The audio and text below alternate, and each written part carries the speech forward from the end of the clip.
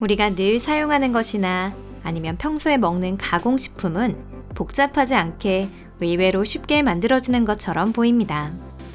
여러분 안녕하세요. 하지만 그 뒷면에는 눈을 뗄 수 없을 정도로 훌륭한 기계가 존재하는 경우가 많습니다.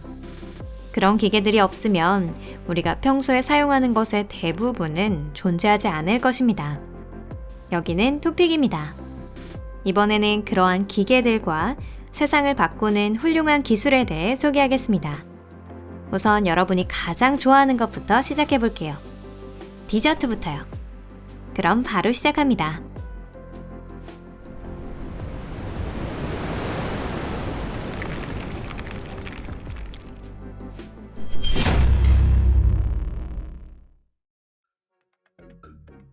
사탕 포장.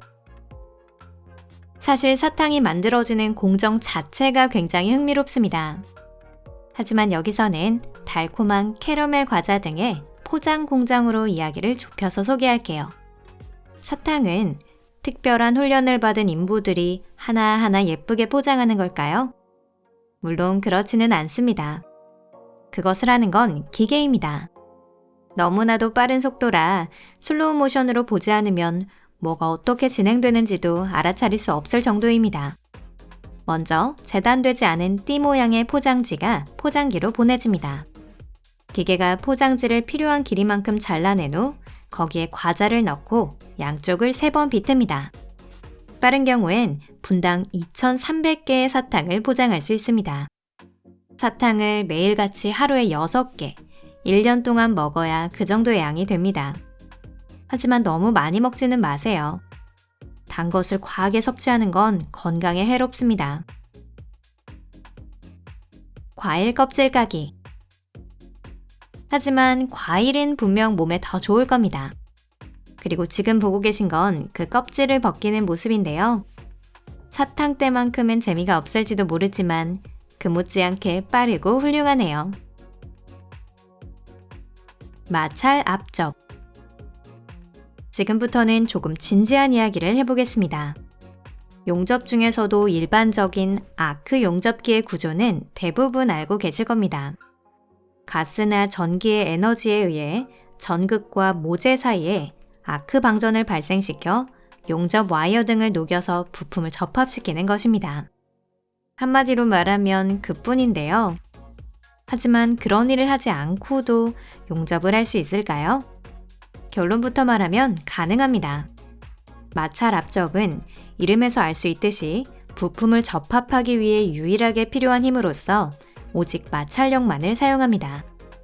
이때 한쪽 부품이 엄청난 속도로 회전하면서 다른 쪽 부품과 마찰을 만들어냅니다. 접합면에서는 매우 높은 마찰열이 발생합니다. 이것으로 양쪽 금속은 녹아서 달라붙을 수 있는 상태가 되는 겁니다. 부품이 하나가 되고 기계가 정지하면 용접된 상태가 유지됩니다. 이후에는 용접부의 판을 제거하고 가공하면 완성입니다. 도로의 선긋기. 도로에 구획선이라고 불리는 라인을 멋지게 그려나가는 인부들의 모습을 보세요. 그야말로 진정한 장인이자 그 장인 정신은 마치 예술가의 작품 그 자체입니다. 게다가 열 가소성 플라스틱이 담긴 용기에 캐스터가 달린 심플한 기계를 사용해 모두 사람의 손으로 하고 있습니다. 하지만 도로 한가운데 있는 이중실선으로 되어 있는 센터라인 등 다른 것들은 어떨까요? 작업을 자동화하는 방법은 없을까요? 물론 있습니다. 이를 위해 사용되는 것이 콤팩트한 마킹 머신입니다. 작업 속도는 올라가지만 작업자의 주의력과 탁월한 기량이 요구됩니다.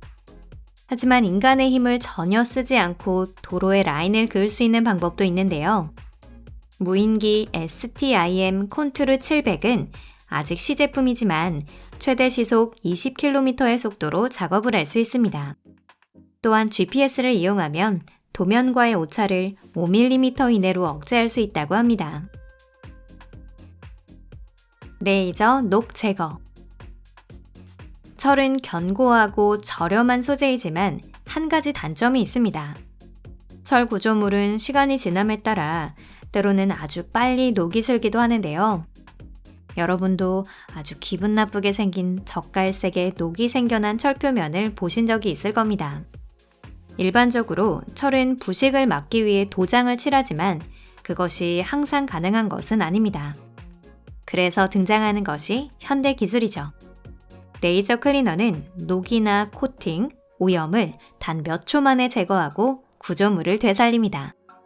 레이저 빛이 마치 표면에 있는 불필요한 것들을 모두 증발시키고 있는 것 같습니다. 마치 SF의 한 장면 같네요. 와이어 로프 제조. 윈치나 크레인용 거대한 와이어 로프에는 건설 현장이나 작업장에서의 안전이 걸려 있습니다. 그러니 더더욱 튼튼해야겠죠? 그럼 이러한 로프는 어떻게 만들고 있는 걸까요? 강철선을 더 겹친 스트랜드라는 작은 밧줄을 더 굵은 밧줄에 감기 위한 특수한 로프 제조기가 있습니다. 이런 기계는 해적 케이블 제조에도 사용되고 있습니다.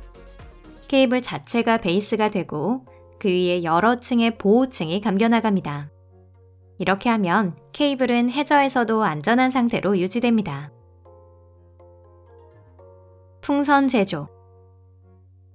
이번에는 풍선의 놀라운 제조 공정을 소개합니다. 방법은 간단합니다.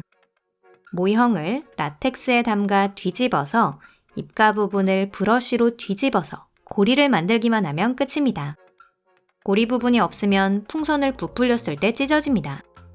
라텍스가 굳어진 후에는 하나 더 보여드리고 싶은 놀라운 공정이 기다리고 있습니다.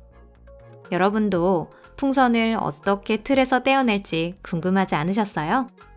그건 간단하게 부풀리면 됩니다. 정말 놀랍네요. 고무장갑 제조. 그리고 같은 원리로 고무장갑도 만들어지고 있습니다. 좀 근미래적인 느낌이 들지 않나요?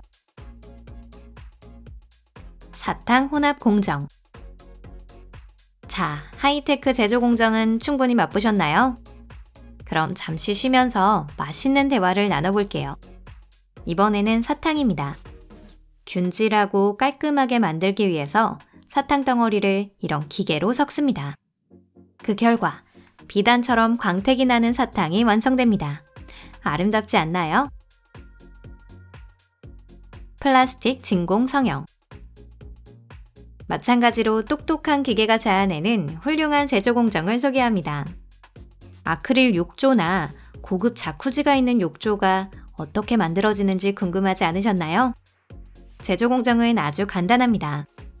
열 가소성 플라스틱을 가열해서 금형에 밀어넣기만 하면 되므로 아주 간단합니다. 하지만 평평한 벽에 벽지를 붙이기만 해도 주름이나 기포가 생기기 쉬운데요. 그 부분은 어떻게 해결하는 걸까요? 진공이 어떻게든 해결해줍니다.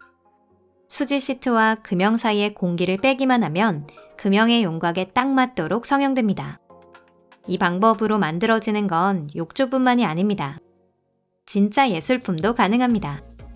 이 다스베이더 마스크 같은 건 어떠세요? 금박. 금박은 그림 액자나 기타 장식품, 심지어 음식 장식으로도 사용됩니다. 그렇게 저렴하지는 않지만 아주 맛있는 소프트 아이스크림이라고 하는데요. 그리고 그 위에 올라있는 금박지의 두께는 불과 100나노미터. 이건 무려 인간 머리카락 직경의 약 1000분의 1에 해당하는 두께입니다. 대체 이런 금박은 어떻게 만들까요?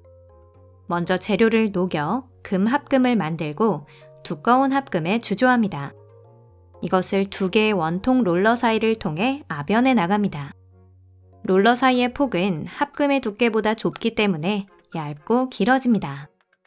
두께 0.05mm 정도의 얇은 띠 모양이 되면 정사각형으로 자르고 거기서부터 이제 마술의 경지에 이른 예술이 시작됩니다.